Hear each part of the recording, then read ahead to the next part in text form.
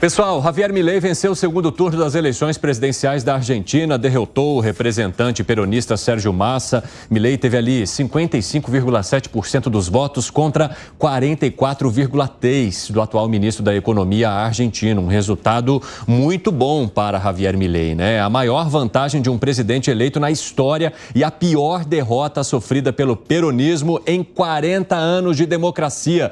Vamos já começar conversando então com o nosso representante argentino, para que ele fale um pouco das impressões e como que foram as reações nesta segunda-feira, que aqui é feriado, mas pós-eleição de Javier Milei aí na Argentina, que se não me engano, né, Segré, já toma posse ali em dezembro deste ano, dia 10, né? Isso mesmo, Evandro, dia 10 de dezembro toma posse, daqui a 20 dias apenas. Aqui também é feriado. Um feriado colocado pelo governo para tentar fazer que a classe média, que tem possibilidades econômicas, possa viajar e ter menos votos no Milei, que é a franja de eleitores que vota preferencialmente no Milei. Mas gostaria de trazer algumas coisas que não saíram muito na mídia, mas que têm a ver com o porquê esse resultado. Já era meio estranho imaginar um candidato competitivo que fizesse parte de um governo que tem 140% de inflação e subindo, 43% de pobreza, 10% de indigência, todos os indicadores econômicos muito errados e mesmo assim estivesse em condições concretas de ganhar. Mas surpreendeu porque nenhuma das pesquisadoras, dos institutos de pesquisa, alertaram que o resultado poderia ser tão favorável para o Javier Milei. E aonde que está o curioso? São 26 estados, mais 24 estados, desculpa, estava confundindo com o Brasil. E o curioso é que em todos os estados ganhou Milei, salvo 3. Esses 3 foram Formosa, Santiago del Estero e província de Buenos Aires. E na província de Buenos Aires, a vitória do Massa foi muito estreita, muito pouco a margem de diferença, era 50 pontos e alguma coisa versus 48 e alguma coisa, 49 e alguma coisa. E quando você observa essas 3 províncias, esses 3 estados provinciais, o que a gente vê é que são casualmente os 3 em que o Estado tem mais funcionários que o setor privado. E que a ajuda social é uma dependência eleitoral para conseguir se manter no poder. Exatamente esses 3 estados, Santiago del Estero, Formosa e província de Buenos Aires. Então mostra que, mesmo em províncias como Santa Cruz, que é a província originária da ex-presidente e atual vice-presidente Cristina Fernández, perdeu por muito. E isso, de alguma forma, também mostra que essa metodologia eleitoreira barata de trocar ajuda por votos chegou a seu fim e agora vem uma nova etapa em que tem muitas dúvidas a respeito da governabilidade que poderá ter Javier Milei. Mas, pelo menos até agora, só para dar um exemplo, 34% foi o que aumentou a cotação da YPF, seria o YPF, a Petrobras da Argentina, 34% em um dia só. Sabe por quê? Porque o Milei falou que ia privatizar a companhia petrolífera junto com outros, inclusive meios de comunicação públicos. Afuera, como disse o Milei em algum momento, Enarsa, companhia de energia, também vai ser privatizada. E começa a ter, então, uma metodologia diferente de governar, com muito foco no equilíbrio fiscal. Haddad presta atenção nesse ponto e pode mostrar as diferenças entre um Brasil sem preocupação com o gasto e uma nova Argentina preocupada com o gasto, para ver quem se dá melhor, sobretudo a população de cada um dos países. Muito bom, Gustavo Segré, nessa abertura. Já peço até que não entregue tudo numa bandeja só para a gente ir jogando as nossas pitadas ao longo aqui da nossa cobertura. Antes de passar para os nossos amigos aqui, quero mandar um abraço para o Roberval Ferreira, lá de Maceió, Alagoas, que acompanha a gente todo santo dia, mandou mensagem aqui para mim dizendo que já está ligado. Um abraço, Roberval, meu e de toda a nossa equipe. Quero aproveitar também e já trazer aqui uma das falas de Milei. Acompanhe. Quero dizer a vocês que nosso compromisso é com a democracia, com o livre comércio e com a paz. Vamos trabalhar lado a lado com todas as nações do mundo livre para ajudar a construir um mundo melhor. Hoje é uma noite histórica, não por nós, mas porque terminou de uma forma de fazer política e começou outra. Luiz Felipe Dávila, Javier Milei, que é muito conhecido pelos improvisos e que o fez chegar nessa cadeira, inclusive que ele vai assumir no dia 10 de dezembro, resolveu ler completamente o seu discurso inicial e falando muito em proteção da democracia e não tratando dos temas mais polêmicos que foram jogados contra ele, né, durante toda a campanha eleitoral. Por que você acha que ele adotou esse tom um pouco mais moderado nessa primeira leitura após ser presidente eleito? Olha, Wander, eu gostei dessa atitude do Milei, que mostra que ele deixou o chapéu de candidato e assumiu agora a faixa de presidente. É o seu primeiro depoimento público como presidente. E agora que o mercado tem esse entusiasmo, que o Segre bem colocou aqui, importante, as ações subiram, os títulos argentinos subiram no mercado, agora é preciso dar solidez de como ele vai implementar essas propostas. Então, primeira coisa que todo mundo vai ficar de olho até o dia 10 de dezembro, data da posse, é a equipe que Milei vai escolher para ocupar o ministério. E segundo, como é que ele vai anunciar essas medidas? Porque ele vai ter que trabalhar com o Congresso e ele não tem maioria no Congresso. Então, vai exigir, sim, muita habilidade política. Então, agora é hora de festejar, mas a partir de amanhã começa o árduo trabalho de mudar a mentalidade de um país viciado em Estado, em benefícios do Estado, que é essa história de 28 anos de peronismo, e começar a fazer uma transição para um outro modelo.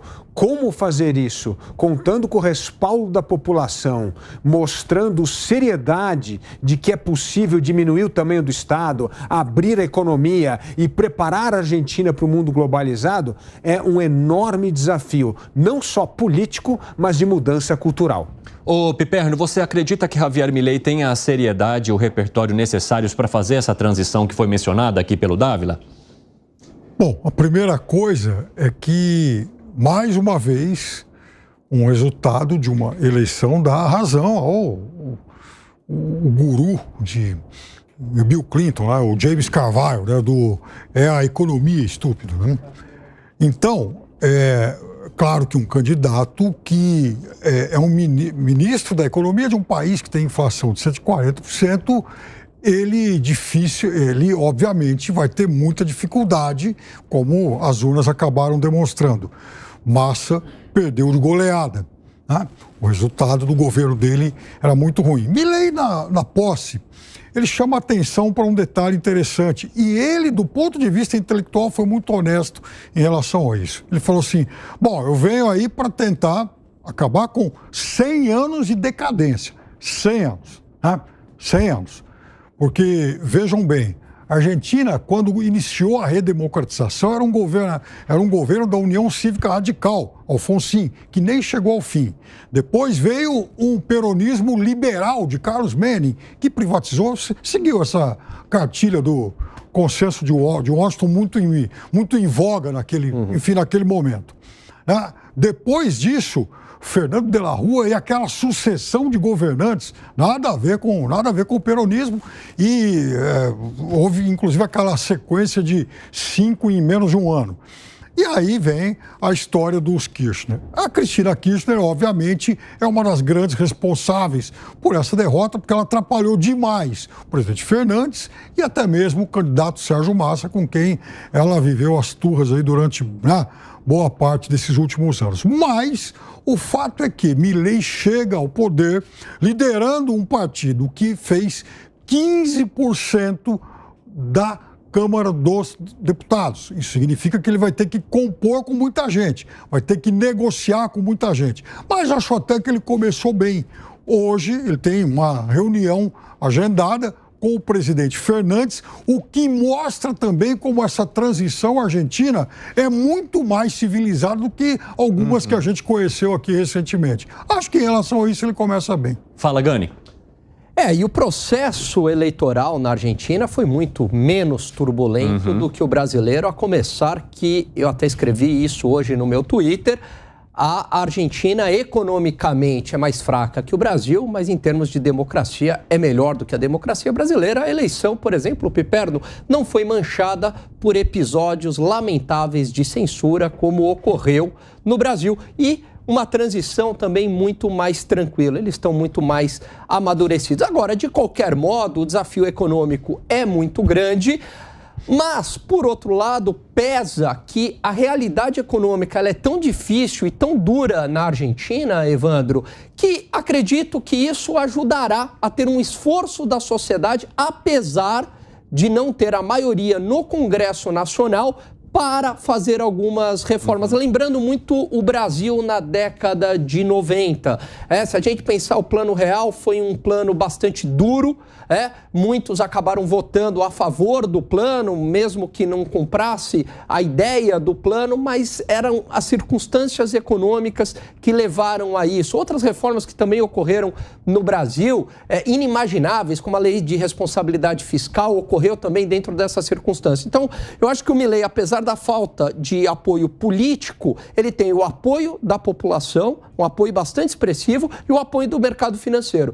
Tanto o apoio da população quanto o apoio do mercado financeiro são duas forças bastante importantes que podem se sobrepor à falta do apoio político e avançar com uma agenda econômica na Argentina. Ô, Gustavo Segre, eu vi algumas análises parecidas com a que fez o Fábio Piperno aqui sobre essa dificuldade que Javier Milei poderia ter por conta de não ter maioria aí no Congresso argentino. E que, diferentemente de Jair Bolsonaro e Donald Trump, por exemplo, ele pega uma situação de um país muito mais caótico do que pegaram esses presidentes ao assumir o poder nos Estados Unidos, obviamente, e depois Jair Bolsonaro aqui no Brasil, já que ele veio depois de Michel Temer, que deu uma organizada na casa para entregar, então, o poder a Jair Bolsonaro. Eu quero entender se aí na Argentina também existiria um centrão que poderia fazer com que houvesse governabilidade, a exemplo do que acompanhamos aqui com Jair Bolsonaro e até mesmo agora com Luiz Inácio Lula da Silva, ou se aí a casca é um pouco mais grossa.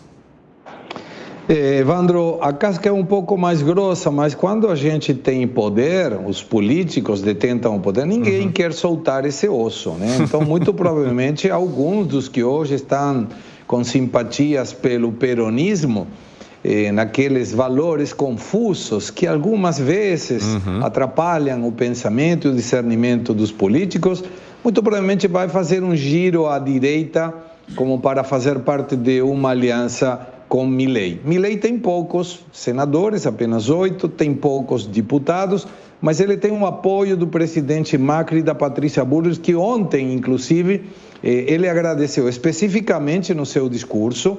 Depois teve uma reunião com eles e nessa reunião agradeceu a Macri, que deve ser um assessor especial do Milei nas questões do executivo, e a Patrícia Bullrich, que agradeceu por tanta grandeza. Essas foram as palavras do Milei, porque tanto Macri quanto a Bullrich acompanharam e apoiaram o Milei de forma incondicional e sem pedir nada em troca. O foco era tirar o kirchnerismo do governo. Mas me permita responder para o Piperno, porque eu acho que o Piperno esqueceu de uma situação muito importante aqui na Argentina também.